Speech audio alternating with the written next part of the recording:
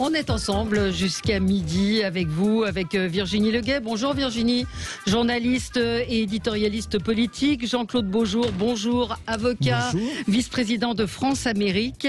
Alexis Poulain, journaliste, directeur de la publication du Monde Moderne. Bonjour. Vous êtes également éditorialiste sur RT France. On vous retrouve dans un débat le samedi soir, face à face, c'est ça en général? Le vendredi, c'est le duel des éditos. Voilà, il faut qu'on me l'écrive sur ma fiche, le duel des éditos. Duel des éditos le vendredi soir et sur RT France évidemment. Absolument. Et nous attendons Laurent Jacobelli, porte-parole du Rassemblement national, qui ne devrait pas tarder à nous rejoindre. Donc on va commencer, on va parler évidemment de ce sondage Harris Interactive, Éric Zemmour au coude à coude avec Xavier Bertrand, Marine Le Pen qui perd énormément de points, Jean-Luc Mélenchon donné à 13%, ce qui est assez surprenant tout de même. Le prix de l'énergie qui ne cesse d'augmenter, le gouvernement doit-il baisser les taxes? Et puis évidemment Yannick Jadot, qui sera le candidat des écologistes à la présidentielle. Il l'a remporté de peu sur Sandrine Rousseau. C'est peut-être votre coup de cœur. Oui, c'est le coup de cœur de Jean-Claude. Mais on va y revenir dans un instant. Je vais commencer avec un coup de cœur pour un document ce soir à regarder sur RMC Story. Je le fais rarement, mais je le fais là parce que c'est un document exceptionnel qui s'appelle Génération Kalash. Et le journaliste Jérôme Pierrat est allé dans une cité de Marseille où il a enquêté sur cette génération qui aujourd'hui ne tire plus, ne règle plus ses comptes à coups de poing ou même à coups de couteau, mais à coups de Kalachnikov. Et ça va même beaucoup plus loin. Et son reportage est tout à fait saisissant parce qu'il explique le trafic d'armes. Il rencontre des punisseurs, c'est-à-dire quand un type ne rembourse pas, il est puni. Donc là, on ne lui tire qu'eux, ils sont spécialistes des coups de feu dans les jambes en dessous parce qu'ils veulent pas aller en prison. Mais après, le dernier témoignage est très fort. C'est un type qui lui est un tueur à gages. Et là, ça ne rigole plus. C'est un document vraiment à regarder ce soir sur RMC Story. Laurent Jacobelli vient d'arriver. Donc bonjour à vous. On va commencer avec Virginie. Vous avez un coup de cœur? Oui, un coup de cœur qui, je pense, devrait intéresser beaucoup d'auditeurs à quelques mois de l'élection présidentielle. Il s'agit du livre que vient de sortir Frédéric Dabi, le directeur général de l'IFOP, qui s'appelle « La fracture » et qui concerne essentiellement les jeunes de 18 à 30 ans. Qui sont ces jeunes? Comment se comportent-ils face au vote? Quels sont leurs ressorts personnels? Et évidemment, il s'est appuyé sur les enquêtes passées de l'IFOP et une enquête récente qui a porté sur une très grande quantité de jeunes qui a été faite en 2020 pour voir un peu quelle était cette fameuse fracture et sur quoi elle se fondait. Alors, il en ressort que ces jeunes se sentent à part, qu'ils ne se sont pas intégrés, pas compris, mais on est malgré tout très loin de la génération sacrifiée, la génération Covid, la génération qui ne cesse de geindre, qui a été décrite il y a quelques mois. Donc c'est une enquête tout à fait passionnante, tout à fait intéressante, et je rappelle que le vote des jeunes a été déterminant dans le score de Yannick Jadot aux européennes de 2019. Donc les jeunes, que ce soit les primo-votants ou ceux qui vont de nouveau voter en 2022, seront très importants dans la configuration du vote électoral. Oui. Effectivement, je n'ai pas encore lu, mais je sais que Frédéric Dabi est régulièrement chez nous, donc on va lire son livre, et donc si vous nous le conseillez, encore plus. Alexis, vous avez Moi, j'ai un coup de gueule, je l'ai trouvé. Ouais, vous êtes arrivé, vous étiez... Non, mais en fait, c'est parce que c'est quelque chose qui devrait faire la une à peu près partout. C'est des directeurs régionaux de la Fed, la Banque centrale américaine, la Federal Reserve, qui viennent d'être pris la main dans le sac à faire de l'inside trading. En fait, ils se sont enrichis pendant la crise du Covid. Sachant où il fallait mettre des billes, et ils ont simplement démissionné, un pour raison de santé et l'autre qui s'est dit oui bon quand même on va y aller. C'est quand même assez incroyable de voir qu'une banque centrale est gérée par des escrocs, que ceux-là n'iront pas en prison, ils ne font que démissionner, et que ça ne fait pas un scandale planétaire. La banque centrale, c'est elle qui fait que le dollar ne vaut rien, qu'on imprime de la planche à billets tant qu'est plus, qu'on est en train en Europe de faire des taux négatifs d'ailleurs, il faut le rappeler, qui ne sont pas répercutés par les banques pour les entreprises. Quand quand elles font des prêts aux entreprises, vous n'avez pas, droit au taux négatif de la Banque Centrale Européenne. C'est même la société des trésoriers, à l'Association des trésoriers de France, qui s'attaque aux banques, avec le directeur de la trésorerie de Saint-Gobain, qui attaque les banques en disant ce que vous faites est honteux. Donc les banques, à un moment, ça suffit, quoi. On commence à vous voir, banque centrale ou banque, c'est une escroquerie en bande organisée, et ça continue. Et je trouve qu'on n'a aucun moyen. Bah non, mais je suis désolé, c'est le cas. Et on n'a aucun moyen d'avoir des contrôles sur ces gens-là, qui font ce qu'ils veulent et qui s'enrichissent sur notre dos. Alors, il y a quand même, moi je partage l'exaspération, mais il y a quand même deux sujets. Il y a le poids, le pouvoir, le contrôle des banques, le rôle des banques centrales, et puis à côté, vous avez malgré tout des faits qui ont été commis. Si ce sont des faits délictueux, j'espère que dans les jours qui viennent, parce que la démission n'empêche pas des poursuites pénales, j'espère effectivement que les autorités, le parquet, le procureur américain poursuivra les responsables en question. Je veux dire, aujourd'hui, on ne peut pas dire qu'il n'y aura pas de poursuite, mais nous l'espérons bien, et comptez malgré tout sur l'opinion publique pour pouvoir rappeler à tout ce petit monde qu'ils ont des devoirs. Oui, mais bah voilà, mais l'opinion publique, elle est bien dépossédée de tout pouvoir. Ça pose beaucoup de questions. C'est tout neuf. Non, mais c'est tout récent. C'est tout récent. Ça pose quand même beaucoup de questions. Nous aujourd'hui, nous sommes soumis à une banque centrale européenne, c'est-à-dire pas française, que nous maîtrisons peu, voire pas. On voit bien à quel point d'ailleurs les élections en Allemagne auront un impact sur la politique monétaire de l'ensemble de l'Union européenne et donc de la France. Et ça pose quand même une question importante qui est le contrôle des acteurs économiques, notamment la banque centrale.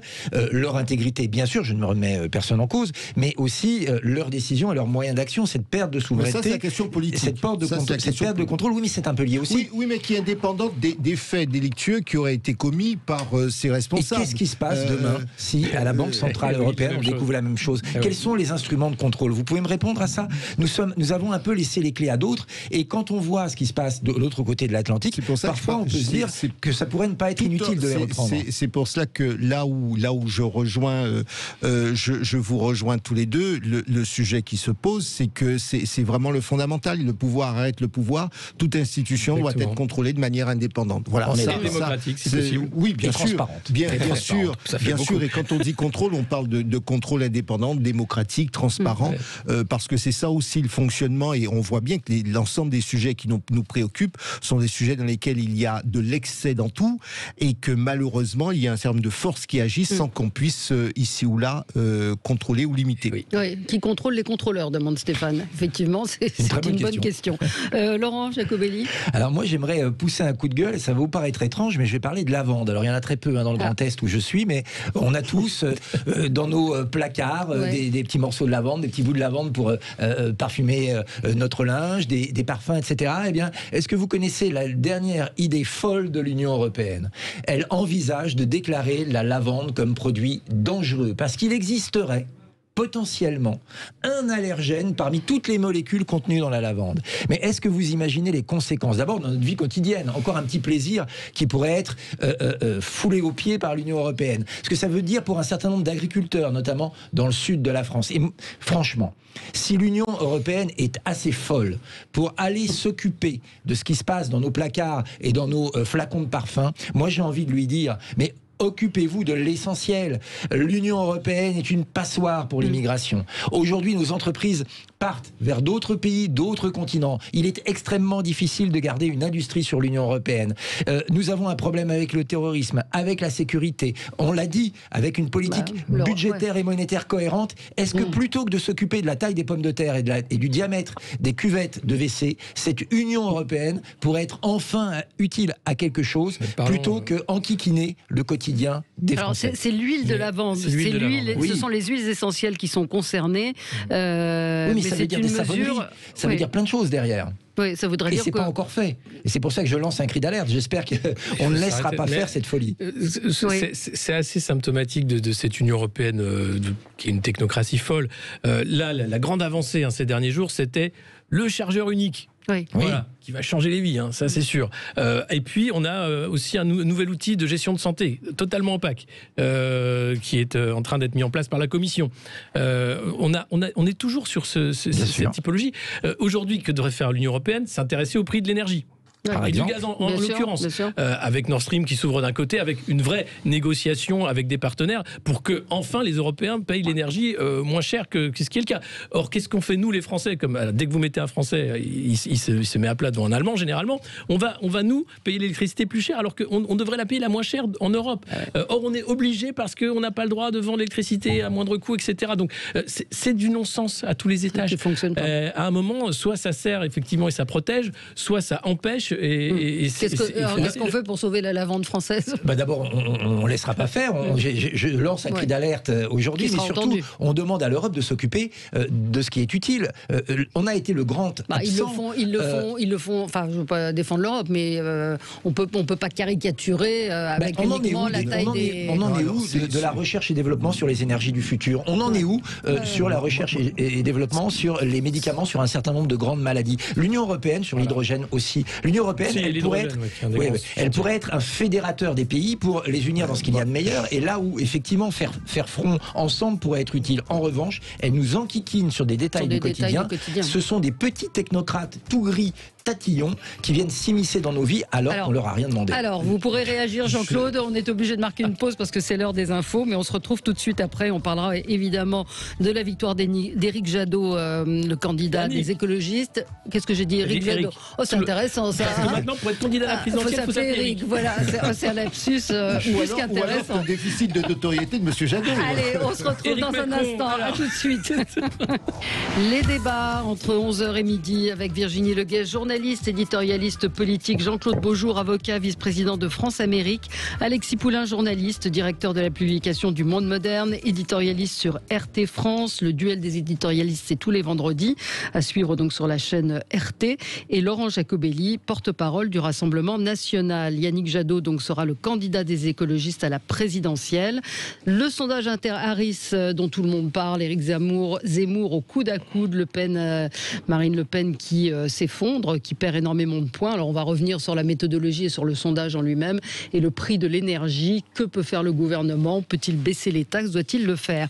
Alors peut-être un mot sur l'Union européenne, sur ce que disait Laurent Jacobelli à propos de la lavande, qui est un sujet crucial. Vous vouliez juste parce que j'ai aussi mon coup de cœur.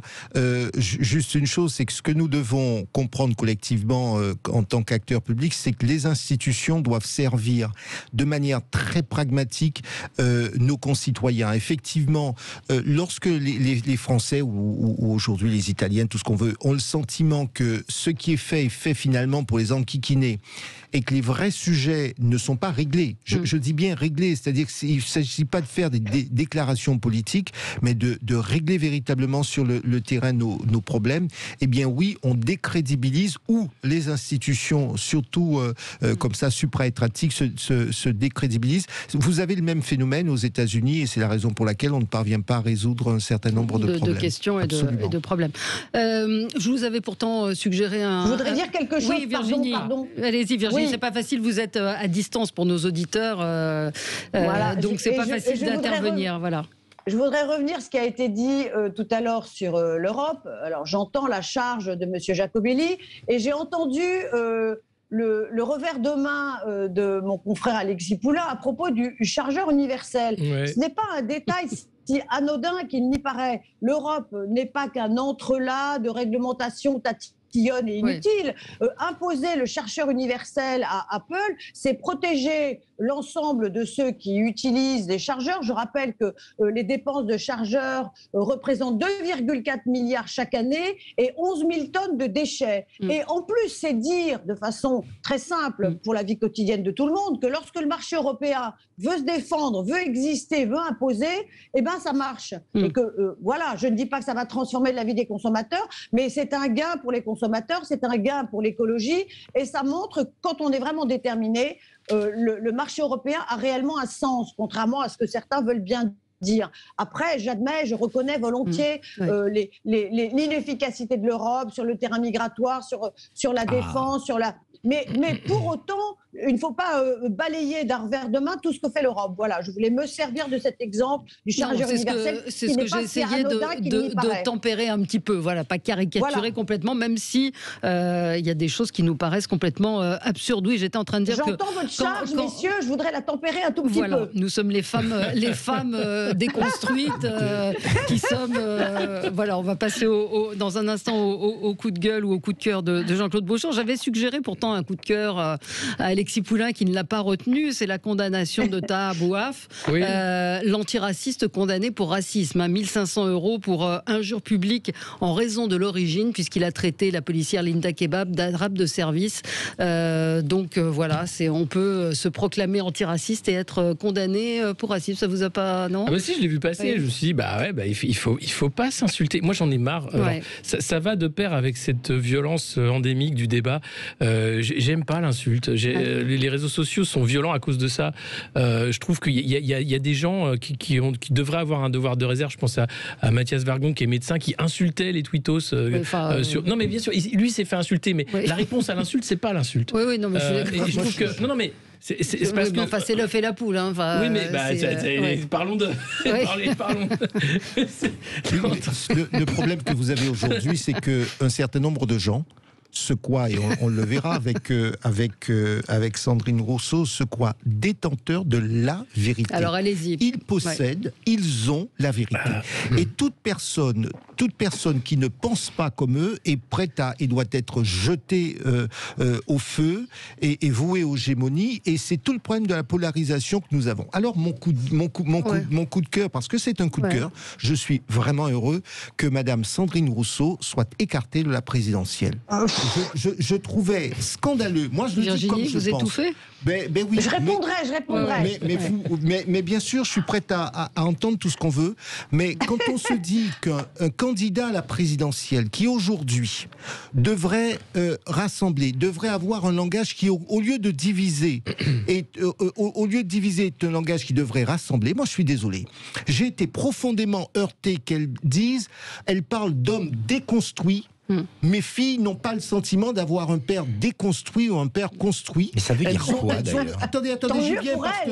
Tant mieux pour elle. Oui, non, mais alors, attendez, non, c'est pas tant mieux pour elle. Alors pourquoi vous vous réjouissez de cette je me réjouis de la victoire, parce de la défaite en tout cas, parce que justement, c'est avoir un regard qui est complètement, mais à la fois déconnecté de la réalité d'une quasi-moitié de la population. Nous serions des déconstruits. En plus, derrière toute cette idée, il y a effectivement le fait que nous n'avons même plus droit à une tentative de progrès personnel, on n'est pas dans une... Non, nous sommes à changer. Moi, je ne comprends pas cela. Alors, je comprends le mot déconstruit parce que je séjourne une partie du temps aux États-Unis, je vois bien la théorie qu'il y a derrière. Simplement, quand on est un responsable politique, on ne peut pas se contenter d'être dans une sorte de doctrine de l'exclusion. Moi, je ne partage pas cela. Et je vais vous dire, les gens qui vous disent qu'ils vont lutter contre le racisme, contre les racisés de cette façon, je suis bien placé pour vous dire que c'est vraiment la plus mauvaise des méthodes. C'est vraiment la plus mauvaise des méthodes. C'est une forme Parce que, pardonnez-moi, nous avons peut-être un système dans lequel nous avons effectivement des discriminations sociales, discriminations liées au sexe, discriminations liées au poids, etc.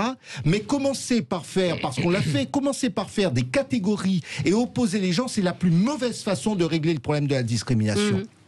Oui, j'applaudis des deux mains parce que cette Madame Rousseau, mais qui est finalement l'emblème de tout ce wokisme, de toute cette cancel culture, il n'y a pas plus raciste en fait, parce qu'elle définit les individus non pas par leur succès ou leur insuccès, non pas par leur histoire, non pas par leurs propositions, non pas par leur vécu, mais par leur race ou leur sexe. C'est-à-dire qu'elle réintroduit la notion de race dans le débat politique. Et donc, ces nouveaux antiracistes, il n'y a pas plus raciste. La haine du blanc n'est pas de l'antiracisme, c'est du racisme. Ou de l'homme. Je termine. Ces néo-féministes, il n'y a pas plus sexiste. Cette haine de l'homme avec un petit H, du sexe masculin, comme pas antithèse. Non plus, Ah non, mais elle, oui, je suis désolé, Madame Coffin qui est autour d'elle, c'est pareil. Est-ce que vous croyez qu'on va régler les problèmes en remettant le genre, la race, au milieu de la définition de l'individu? C'est la pire des choses. Virginie, vous vouliez répondre. Alors, on peut se calmer aussi, parce qu'elle n'a pas été élue. Sandrine, mais c'est ce que elle représente quelque chose. Heureux qu'elle n'ait pas été élue. Je ne sais pas comment retenir mes camarades qui sont au grand galop sur leur cheval, mais je voudrais leur dire une seule chose. Madame Rousseau n'a pas été choisie par ceux qui ont voté à cette primaire écologiste.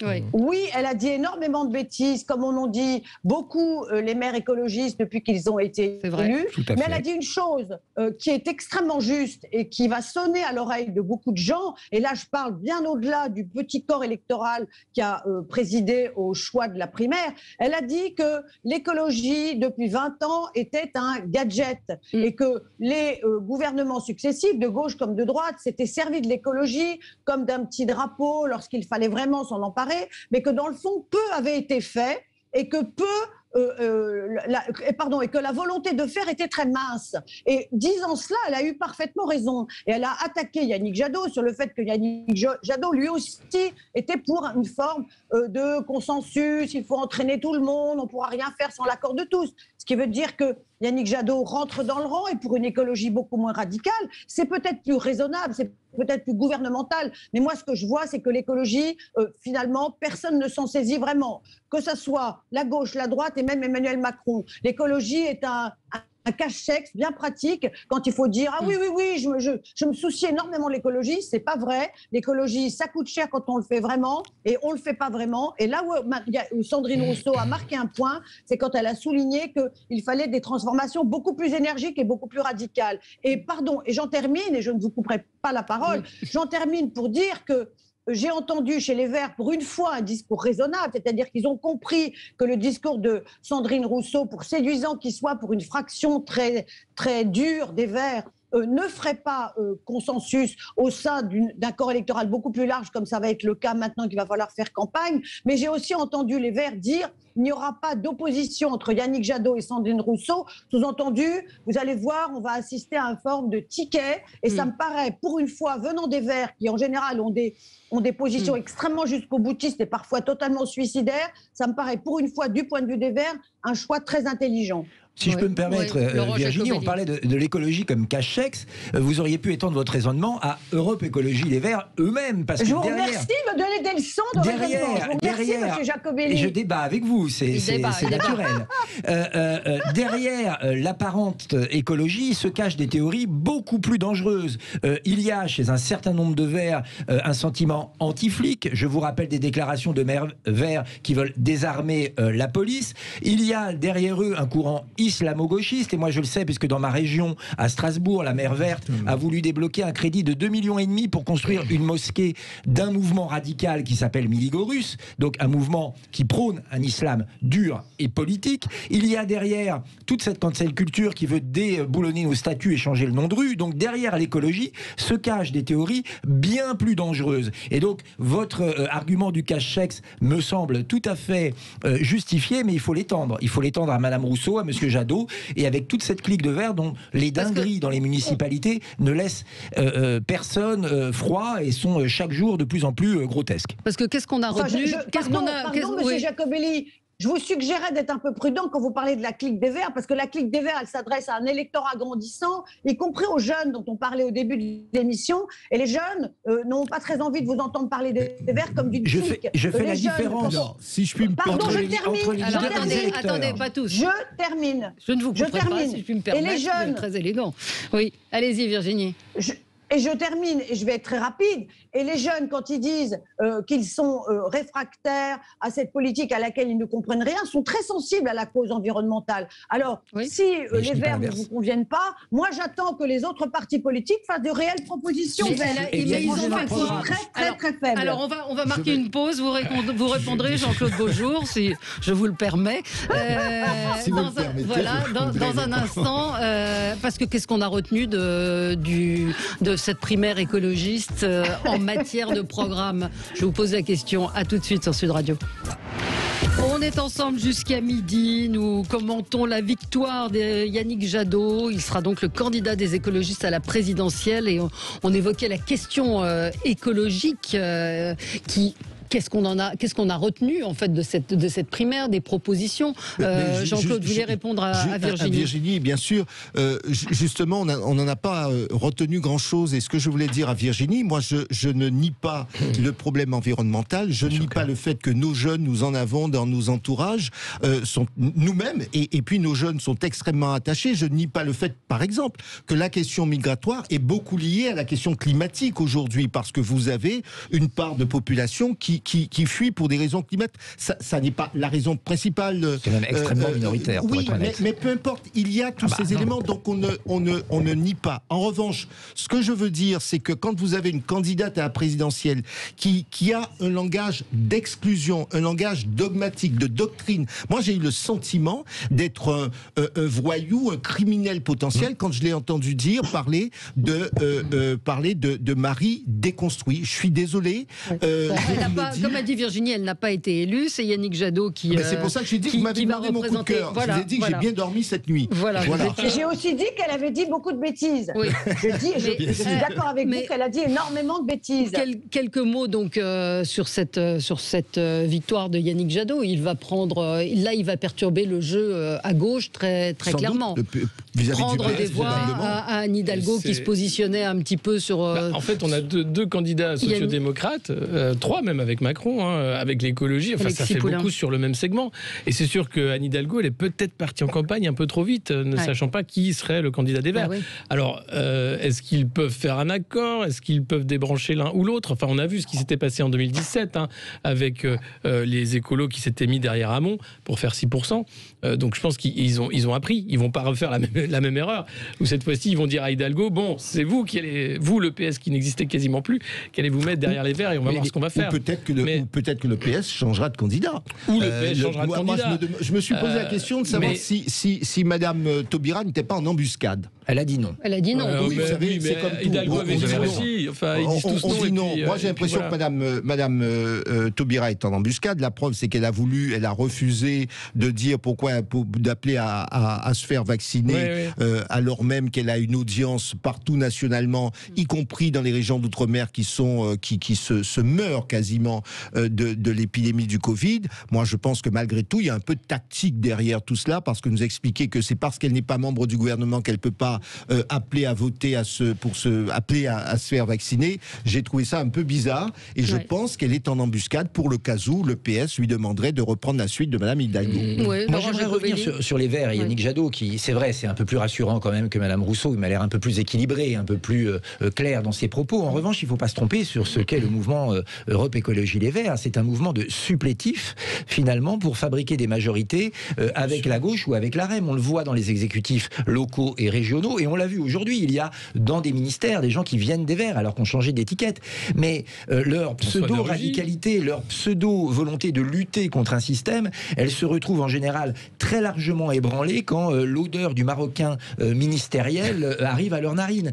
Et donc, ces gens qui prônent l'arrêt du nucléaire, c'est-à-dire le retour des centrales à charbon, qui prônent les éoliennes, c'est-à-dire une énergie coûteuse et inefficace, sont finalement plus nuisible à la protection de l'environnement que utile. Vous savez, nous, par exemple, on a une proposition très concrète, c'est le localisme, c'est-à-dire produire plus proche pour consommer plus proche. Ça permet d'aider l'industrie, parce que pour nous, l'économie, c'est important. Nous ne croyons pas en la décroissance, et ça permet aussi d'éviter le nombre de kilomètres parcourus par les produits. Vous savez, la France, elle est extrêmement vertueuse en matière écologique, et notamment en matière de production de gaz carbonique. Un des meilleurs élèves du monde. Et donc, plutôt que cette écologie... Grâce au nucléaire. Plutôt que cette écologie de la taxe, de la punition, de la réprimande, il est temps de voir l'écologie comme quelque chose de positif qui pourrait relancer notre économie. Et Yannick Jadot en est très loin. Oui. Antoine nous dit, Yannick Jadot veut installer 10 000 jeunes agriculteurs. Il va trouver où les terres? Même un seul hectare par jeune, soit 10 000 hectares. Plus c'est gros, plus ça passe. Non, mais alors ça, c'est un vrai sujet, l'agriculture. J'espère qu'on va en parler dans la campagne, on en est loin. Mais quand même, la dépopulation des professions agricoles, quoi. On est passé de 2 millions à moins de 400 000. Le suicide des agriculteurs. Les suicides, le revenu, terrible. On vit avec moins de 8 000 € par an quand on est éleveur parfois. Donc évidemment qu'il n'y a pas de reprise des exploitations, très peu. Et puis que quand on est maintenant fils d'agriculteur, on ne reprend pas l'exploitation parce que le père ne veut surtout pas qu'on fasse ce métier qui tue. Donc non, c'est bien beau les chiffres, mais c'est du même acabit que Anne Hidalgo qui propose d'augmenter x2 les profs. À un moment, ça veut dire quoi? Enfin, comment on fait ça? Et pourtant, il y aurait des solutions, notamment le protectionnisme, c'en est un. Voir comment on a sabordé l'agriculture française par justement le libre-échange, alors qu'on a les moyens d'être indépendant. C'était d'ailleurs Jacques Chirac qui avait parlé de l'arme verte à l'époque, en disant que c'était extrêmement important d'être indépendant, d'avoir cette souveraineté-là. On est en train de la perdre, même ça, on est en train de le perdre. Donc oui, il y a un vrai sujet. Bon, on va pas en parler ce matin, mais il y a un sujet et politiquement, il y a une place, il y a un espace qui existe aujourd'hui, Virginie, politiquement.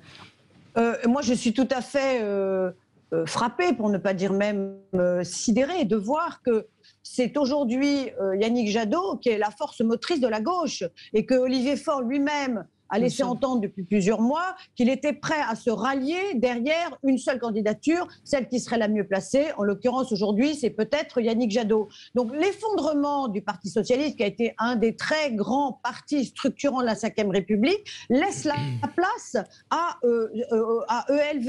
Et il ne faut pas s'étonner que les partis traditionnels, n'ayant pas travaillé au renouvellement de leur corpus idéologique, au renouvellement de leurs troupes, n'ayant quasiment rien fait depuis des années, à part se succéder l'un l'autre, parce que la gauche et la droite se sont succédés de façon ininterrompue jusqu'à l'élection d'Emmanuel Macron. Quand c'était pas l'un qui était au deuxième tour, c'était l'autre. Donc ils ont peut-être cru que la chose était acquise. Et je suis très, très étonnée et déçue en tant que citoyenne de voir que ces deux partis-là n'ont absolument pas travaillé depuis 2017. Et aujourd'hui, la place que prend Yannick Jadot, c'est parce que c'est un vide. Oui. Et le fait que le PS n'ait trouvé personne d'autre à mettre en avant que Madame Hidalgo, dont on voit la faiblesse de la candidature, la faiblesse même dans sa pensée à elle, de penser que Madame Hidalgo, qui est très contestée à Paris, puisse elle-même porter une parole sur l'ensemble du pays, me paraît un contresens absolu de la part du PS, mais me paraît surtout l'exacte traduction de l'incapacité du PS à trouver des vraies candidatures. Donc Madame Taubira n'ira pas, je pense qu'elle n'est pas en embuscade, je pense que c'est fini pour elle, mais je pense que c'est aussi fini pour le Parti socialiste. Si le Parti socialiste doit se ranger derrière Madame Hidalgo, il s'efface lui-même, c'est fini. Et si Madame Hidalgo doit se ranger derrière Yannick Jadot, il se doublement efface. Ouais. Allez, on marque une pause, on se retrouve dans un instant. On va parler également de ce sondage qui fait beaucoup parler. Sondage Harris Interactive publié hier avec une intention de vote de 13% pour Éric Zemmour, tandis que Marine Le Pen chute à 16%. On y revient dans un instant. On est ensemble avec vous jusqu'à midi pour débattre et commenter l'actualité. On va revenir sur ce sondage, donc sondage qualifié d'explosif. Éric Zemmour dépasse désormais les 13%, dépasserait les 13% d'intention de vote, tandis que Marine Le Pen, elle, chute à 16%. Il poursuit sa progression. Il y a une dynamique. On en avait parlé avec Frédéric Dabi la dernière fois. Lui s'intéressait plus à la dynamique qu'aux chiffres en eux-mêmes. Moi, j'ai interrogé d'autres instituts de sondage qui étaient sans aucune jalousie, très perplexes sur les résultats. C'est-à-dire qu'ils ne voyaient pas comment Jean-Luc Mélenchon avait pu passer de 8 à 13%. Il y a une émission de télé entre-temps. Oui, non, mais alors j'imagine que le RN s'est penché là, Laurent Jacobelli sur la méthodologie. Ce sondage de très près, et vraiment sans aucun mauvais esprit de ma part et sans aucun esprit de mauvais joueur. Quand on regarde ce sondage, il ne prend en compte les opinions, les avis, les intentions de vote que des Français qui sont sûrs d'aller voter, soit à peu près un Français sur deux. Ce qui est un biais statistique par rapport aux autres sondages qui ne sont pas faits dans la grande majorité de la même manière. Et donc vous avez des catégories socio-professionnelles ou notamment les personnes âgées qui sont surreprésentées dans ce sondage. Et donc il y a un électorat de droite conservatrice traditionnel qui est surreprésenté et un électorat macroniste surreprésenté. Ce qui explique un peu une déformation des résultats. Je ne suis pas en train de dire que ce sondage ne vaut rien, je suis en train de dire qu'il est extrêmement difficile de le comparer à d'autres sondages. Et quand il y en aura d'autres qui vont arriver dans les jours qui viennent. Et quand vous regardez plus précisément les intentions de vote, vous voyez qu'Éric Zemmour tape exactement dans l'électorat de François Fillon. Et donc, contrairement aux analyses que j'entends ici et là, qui voleraient au RN quand même. Le vrai danger s'il en est un que représente Éric Zemmour, c'est plus pour l'électorat de Xavier Bertrand que pour d'autres électorats. Notre électorat est sous-représenté dans ce type de sondage. D'autres sondeurs, quand on les interroge, nous disent que le socle de 20-24% de Marine Le Pen reste là et reste solide. Mais il y a un petit infléchissement quand même. Il y a un petit infléchissement dans la tendance. Je termine juste. Sur ce sondage, dans le camp souverainiste, pour faire très simple, vous avez évidemment Marine Le Pen, Éric Zemmour, M. Lassalle, M. Poisson, M. Dupont-Aignan, M. Philippot, M. Asselineau. Soyons raisonnables. Il n'y aura pas 7 candidats de ce camp-là. Donc, si vous voulez, il y a une explosion des voix entre un certain nombre de candidats et un biais statistique. Je vous appelle à prendre le plus grand recul par rapport à ce type de sondage, un peu sensationnaliste, mais on voit bien qu'en ce moment, les médias ont besoin de dérivatifs, ils ont besoin de divertissement, et ils ont besoin de nourrir leur antenne ou leur feuille de papier, et que... on voit bien, il y a des candidats champignons qui attirent l'attention, qui poussent comme ça. Bon, on a eu dans le passé, il y en a déjà eu. Je vous rappelle qu'aux Européennes, il y avait Francis Lalanne, qui a été crédité jusqu'à 13% quand même. La vérité, à la fin, est souvent très différente. Donc j'appelle à beaucoup de mesures et qu'on parle plus du fond que des sondages. Oui, au-delà des sondages, je voyais hier Stéphane Simon, qui est un producteur, qui organise une rencontre entre Éric Zemmour et Michel Onfray au Palais des Congrès. C'est complet. C'est complet. Il y a 4000 places, enfin 3800 places. Donc ça veut dire quand même, on ne peut pas dire pour l'instant, en tout cas, qu'il n'y a pas un intérêt pour Éric Zemmour. Vous l'analysez comment, vous, le sondage? Moi, je pense qu'il n'y a pas de... Alors, après, Virginie. Je pense que ce n'est pas contradictoire. Vous savez, aujourd'hui, vous avez un candidat ou pas candidat complètement, qui fait le buzz, voilà, on est dans une France qui a connu des grands débats politiques, les joutes oratoires. Donc là-dessus, il est normal qu'il y ait une sorte de dynamique. En revanche, il me semble que lorsque nous arriverons à une période plus raisonnable de la campagne où malgré tout on demandera aux candidats, et je sais bien, on en a parlé la semaine dernière, qu'il faut lancer des thématiques, je pense qu'il faut aussi, nos concitoyens attendent aussi des résultats. Ne prenons pas les électeurs pour des imbéciles en pensant qu'il suffit d'amuser la galerie et que tel ou tel sera élu. Les gens attendent des solutions extrêmement précises à des sujets qu'on a déjà abordés, que vous allez aborder avec le prix de l'énergie, avec des problèmes d'emploi, avec certes les jeunes, c'est pas les jeunes sont complètement cassés, mais malgré tout ils ont des inquiétudes, et donc c'est là où on attend, quel que soit le candidat, on attend les uns et les autres. Donc c'est en cela que je suis prudent avec les sondages, parce qu'on n'est pas à la dynamique de encore une fois campagne. Photo à l'instant. Et puis une dernière chose, là encore je redis, tout dépend, n'oublions pas que lorsqu'on questionne l'électeur est encore pour lui, on lui demande est-ce qu'il voterait, donc il vous dit oui vraisemblablement. Nous ne sommes pas encore installés dans la dynamique de campagne, et par expérience, je sais que les choses commencent à être sérieuses à partir du mois de janvier, parce que voilà, les chevaux sont lancés. Il y a tous les candidats à peu près lancés. Monsieur Macron n'est pas encore candidat. Il y a un certain nombre de gens qui sont encore autour, et donc la campagne n'est pas encore dans sa phase importante. Virginie Leguet, vous qui êtes une observatrice de la vie politique aguerrie. Je ferai plusieurs observations, si vous me le permettez. Je vous le permets. J'entends l'optimiste Laurent Giacobelli, et j'entends surtout la façon dont il explique ce sondage. Moi, il me semble, sans parler de celui-là ou d'un autre en particulier, que depuis plusieurs semaines, et au moins depuis avant l'été, Marine Le Pen ne cesse de baisser. Et je rajoute qu'elle ne cesse de baisser et que Éric Zemmour ne cesse de monter. Alors, vous nous expliquez que les électeurs de Zemmour sont des électeurs de François Fillon, c'est un raisonnement qui me paraît très court. Les électeurs de Zemmour sont des électeurs de François Fillon peut-être, et sûrement, et peut-être aussi des électeurs de chez vous, pardonnez-moi, qui sont déçus par les précédentes campagnes de Marine Le Pen, et qui, vos électeurs ne se sont pas déplacés au départemental et au régional, ce qui a été tout à fait nouveau. En général, votre électorat est très mobilisé, se déplace à chaque élection pour voter pour sa candidate ou ses candidats. Là, ils ont tout simplement répondu par la chaise vide. Il me semble que c'est un élément tout à fait nouveau et tout à fait inquiétant pour vous. Je rappelle que les sondages, encore eux, mais on peut les prendre avec des pincettes, annonçaient 2 ou 3 régions pour le Rassemblement national, et que nous avons été très loin de ça. Et qu'après, ils ont dit « Ah, on ne pouvait pas prévoir que l'électorat du Rassemblement national ne se déplacerait pas ». Mais c'est un souci aussi pour vous si votre électorat se déplace pas. Ça veut dire aussi qu'il ne croit pas dans les chances de victoire de Marine Le Pen, qui se présente pour la 3e fois et probablement pour la dernière fois, et dont Éric Zemmour a dit, peut-être rejoignant cela une pensée que partagent beaucoup de Français, qu'elle ne gagnerait pas et que tout le monde le savait. Oui. Elle n'est pas aidée parce que. Alors, Alexis. Éric Zemmour a dit ça, et il avait dit aussi que lui, il séduisait un électorat bourgeoisé, filloniste, et certains militants du Rassemblement national. C'est sa stratégie. Après, Marine Le Pen, elle n'a pas aidé. Vous avez le maire de Béziers qui avait dit la même chose, qu'elle n'avait aucune chance de gagner et qui se rallie après. Bien sûr. Donc, le problème de faire de la politique basée sur du marketing sondagier, c'est qu'on ne fait pas de politique. Et l'intérêt d'une candidature Zemmour, c'est que les idées redeviennent centrales. On reparle. Alors, vous avez toute la mousse. Enfin, quelques idées. Hein. Non, mais quelques idées. Mais des thématiques, on va dire.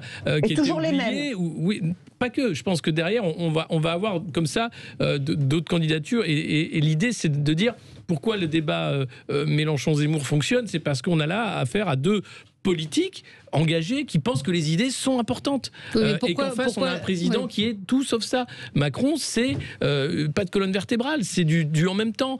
Et ça, je crois que ça fait du mal à la politique. Et les Français, on le voit, sont friands de débat. Oui, mais ils n'ont pas regardé, je redis ce que j'ai dit la semaine dernière, ils ne sont pas allés voir Valérie Pécresse face à Gérald Darmanin. Parce qu'il n'y a pas de débat. Parce qu'il n'y a pas de combat non plus. C'est ce qu'on veut, ce que les gens voulaient, c'était ça. Mais parce qu'ils pensent pareil. Mais je voudrais rassurer Virginie Leguet. Nous allons. Oui, rassurez-moi. Parce que je sens que vous êtes extrêmement triste. Rassurez-moi, je suis très inquiète. Mais je le vois bien que celui que vous appelez Éric, donc Éric Zemmour, le fait qu'il monte dans les sondages. Non, je ne l'appelle pas Éric du tout. Non, pas du tout. Bon, en tout cas, je vais vous dire, je l'ai pas fait. Je vais vous répondre en revanche, si vous voulez bien me laisser parler.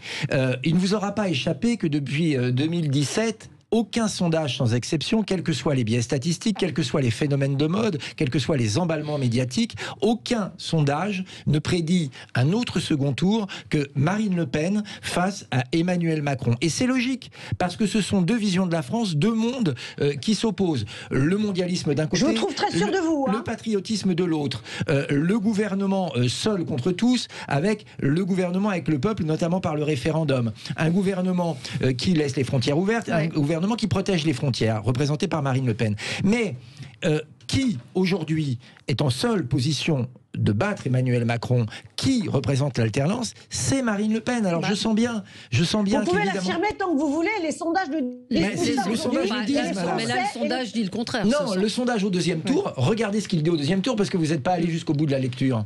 Au deuxième tour, entre Marine Le Pen et Emmanuel Macron, parce que c'est ça le deuxième tour, on est dans la marge d'erreur. Si elle arrive au deuxième tour, pour l'instant, mais alors à ce moment-là, vous croyez au sondage ou vous n'y croyez pas, mais soyez logique avec vous-même. Non, mais est-ce que vous reconnaissez qu'aujourd'hui il y a un trou d'air pour Marine Le Pen? C'est-à-dire que sa conférence de presse a été assez peu commentée. Mais ça, c'est les médias. Oui.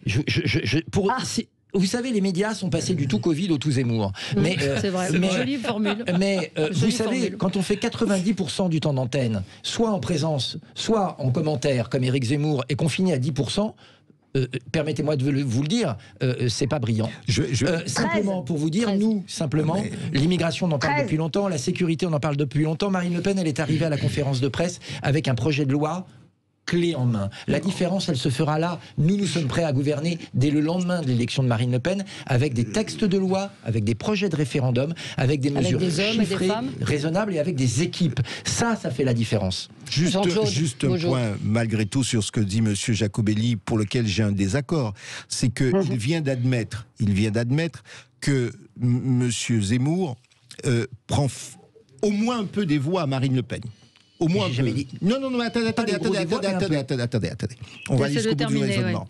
Il prend des voix. Alors, peu importe le pourcentage. Donc, s'il lui prend des voix, elle baisse forcément. Il y a un effet corrélatif. Bien sûr. Donc c'est ce qui se passe d'ailleurs. Donc là où il peut y avoir une inquiétude, je ne suis pas dans la tête de Mme Le Pen et on n'imagine pas que M. Jacobelli vienne nous dire c'est la panique, etc. On ne comprendrait pas qu'il soit un proche de Marine Le Pen et qu'il nous tienne ce langage. Donc il ne va pas nous tenir ce langage. Cela étant, il est évident que si M. Zemmour, mathématiquement, s'il continuait à monter, il prendra il prendra sans aucun doute des voix à la droite de sa droite, mais il en prendra à la gauche de sa droite. Donc forcément, il prendra des voix à Marine Le Pen et il y aura un effet corrélatif.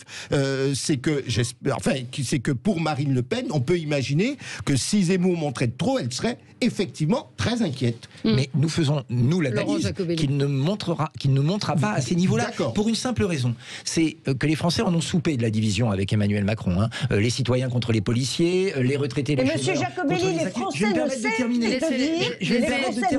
dire qu'ils ne veulent pas d'un second tour. Je vais me permettre de terminer, Virginie, ce sera beaucoup plus intéressant pour tout le monde. Sont-ils en train de tourner la difficulté en imposant un autre candidat? Madame le procureur, laissez la défense parler. Merci. Du coup, la défense parle tant qu'elle veut, il faut le savoir. Donc attention, sinon l'émission ne se terminera pas. Cette division, elle a amené aujourd'hui. Cette division, elle a amené aujourd'hui que depuis le début du quinquennat de M. Macron, il y a chaque semaine des Français dans la rue. Nous voulons unir les Français. Et unir les Français, ce n'est pas en amenant de la division sur la division. Moi, je vais vous dire, je fais partie d'un mouvement politique qui soutient une femme à la présidence de la République. Ça va être le nouvel argument. Et juste, donc, il n'y a pas de misogynie chez nous. Et je fais partie d'un mouvement politique dont le président s'appelle Jordan, et à qui il ne nous viendrait pas à l'idée de demander de changer de président temporaire. Donc, si vous voulez, je pense très sincèrement que la volonté de gouvernement d'union nationale que prône Marine Le Pen, cette volonté de réunir les Français fera la différence. Mais voilà, vous entendez ce que disait Virginie? Non, mais ce qu'a dit Virginie. Mais vous ne répondez pas à la question qui est de dire que les Français disent qu'ils ne veulent pas de ce duel Macron-Le Pen au second tour. Ils ne veulent plus de ça. Donc, je ne comprends pas l'opinion de Virginie qui nous cite des sondages. Qui nous cite des sondages. Que monsieur Zemmour est en hausse et qui ne cite plus les sondages quand on parle du deuxième tour. Aujourd'hui, très honnêtement, qui autour de cette table peut penser sérieusement que dans le camp patriote, ce n'est pas Marine Le Pen qui est la plus à même de remplacer M. Macron. Beaucoup de Français le pensent, pardonnez-moi, monsieur Jacobelli. Vous pouvez répéter inlassablement les mêmes choses quand on regarde les sondages dans dans une certaine durée. Les Français, c'est pas les sondages, Virginie, et les sondages de Marine. Alors laissez-la terminer. Vous avez beaucoup parlé, laissez-moi terminer. Quand on regarde les sondages dans leur durée, les Français ne cessent de dire qu'ils ne veulent pas de ce second tour, et ils ne cessent de dire que s'ils ont une alternative, ils auront préférence pour une alternative. C'est un souci pour vous de voir qu'il n'y a pas d'adhésion profonde à la candidature de Marine Le Pen, et encore moins d'adhésion au scénario de 2017, où ils ont déjà été confrontés à cet affrontement-là. Et cet affrontement-là, ils n'en veulent pas. C'est un message que vous pouvez le répéter en boucle, c'est faux. Alors, moi, ce que je retiens, de toutes les façons... Moi, ce que je retiens de ce qui vient d'être dit, c'est que de toutes les façons, la campagne sera beaucoup plus ardue qu'on ne le pense. Exactement. Et que chaque candidat devra aller gagner sa place au second tour. Ça, c'est la réalité. Et c'est là où le ticket du second tour va baisser. Chacun devra aller gagner sa place au second tour, y compris le président de la République sortant. Exactement. Et cela veut dire que nous devons être capables, en tout cas, moi je pars du principe que l'ensemble des candidats aiment leur pays, nous devons être capables d'emmener, proposer des solutions et des politiques qui soient audibles, qui soient efficientes pour l'ensemble de nos concitoyens, parce que là, ils nous attendent tous au tournant. Allez, on a des réactions d'auditeurs, on aura Julien avec nous dans un instant, à tout de suite. On est ensemble jusqu'à midi et on débat, et nous parlions de ce sondage Harris Interactive, 13% des intentions de vote pour Éric Zemmour. Julien souhaitait réagir, bonjour Julien. Oui, bonjour Valérie, bonjour vos invités. Oui, je voulais réagir alors très brièvement sur la partie des Verts et ensuite sur effectivement M. Zemmour. Bon, les Verts, sans surprise, M. Jadot, on a très bien compris qu'en fait, il deviendrait la voiture balai pour appeler à voter à M. Macron au deuxième tour si M. Macron y est. Moi, j'ai une autre opinion. Je suis même pas sûr, très honnêtement, que M. Macron sera au deuxième tour. Je pense que les sondages sont artificiellement gonflés. Alors après, ça ne n'engage que moi, mais bon, quand vous regardez à qui appartiennent les sondages en France, ça vous donne une idée de la façon dont peuvent être interprétés les résultats et à qui on pose les questions de ces mêmes sondages. Je voulais également revenir sur Mme Le Pen et M. Macron. C'est pas très étonnant en réalité qu'elle baisse, parce que M. Zemmour est quelque part en concurrence avec elle, et que lui, il a, si j'ose dire, une certaine virginité. Donc ça, on peut le comprendre. Et je pense que les Français, je vous le dis très sincèrement, Valérie, je pense qu'ils ont compris que Mme Le Pen ne gagnera jamais, qu'elle fait partie du système, qu'elle est utilisée comme épouvantail à moineaux depuis M. Mitterrand, pour faire toujours gagner le PS et aujourd'hui LREM, c'est-à-dire le mélange de la gauche et de la droite. Mais en bout de course, si vous voulez, Monsieur Zemmour, on se demande s'il n'est pas utilisé pour la même chose, c'est-à-dire toujours faire gagner finalement les LR, le PS ou aujourd'hui le mix des deux qui est le problème. Ouais. Voilà, moi, très honnêtement, je ne sais pas si M. Zemmour déjà ira. Peut-être qu'il sera soutenu. Si demain, vous me dites qu'il est soutenu par Poisson, par Dupont-Aignan, par Philippot, par Asselineau et par d'autres, là, effectivement, les choses peuvent changer. Mais très honnêtement, sinon, je pense qu'au deuxième tour, si tant est qu'on ait un Zemmour Macron ou moi, ce que je pense plutôt qui arrivera, c'est-à-dire un Barnier Zemmour, et ben dans ces cas-là, je pense que vous savez très bien que le système fera tout entre les deux tours pour faire réélire le candidat du système, et on le sait tous. J'entendais ce matin, ça va dans le sens de ce que vous dites, c'est que le CSA a donc décrété que le temps de parole d'Éric Zemmour devait être décompté, mais automatiquement ça fait monter le temps de parole accordé au président de la République, puisque c'est une histoire de proportion. Donc Emmanuel Macron aura d'autant plus, la République En Marche aura d'autant plus de temps d'expression et de parole qu'on en donne à Éric Zemmour. Oui, mais c'est une façon de phagocyter le débat public. C'est scandaleux. C'est-à-dire que vous êtes là pour... C'est la stratégie du bruit permanent. Et il n'y a pas de débat en réalité, puisque c'est un débat organisé entre gens qui s'entendent pour prendre du temps d'antenne. Mais ce qui s'est passé hier avec la conférence de presse de Marine Le Pen, c'est flagrant. C'est-à-dire qu'elle est là, elle aurait fait ça il y a 6 mois, elle avait la une des journaux, on en parlait le soir sur le plateau de Pro, etc. Là, Pro n'en a pas parlé. Je crois pas, ou quasiment pas. Il n'y a rien eu. C'est-à-dire qu'il y a une volonté d'invisibiliser certains candidats et de faire monter les autres. Alors, est-ce que c'est cynique ou pas? Est-ce que c'est parce que ça fait de l'audience qu'on sait que Éric Zemmour, ça cartonne? Non, mais c'est pas parce que ça cartonne. Enfin, à un moment, il faut aussi réfléchir. C'est quoi être un média? Il faut revenir à la charte de Munich. C'est quoi le boulot de journaliste? Là, clairement, dans le monde de oui, mon cher Alexis. Je suis pas dans le monde de oui. Je sais très bien. La preuve, c'est que CNews fonctionne très bien. Là, on vient de voir les chiffres d'hier. Ils sont première chaîne d'infos, 2,9 de part d'audience. Parce qu'ils font de l'audience. Mais c'est pas normal. Je veux dire, dans une démocratie saine, déjà, les médias ne devraient pas être propriété de 9 milliardaires. 80% des médias en France, bon, ça va pas. Et derrière, évidemment, ils font ça. Il y a un retour sur investissement. Donc, on voit bien la façon dont sont traités certains candidats par rapport à d'autres. Vous avez des candidats citoyens dont on ne parle jamais. Et pourtant, ils sont candidats.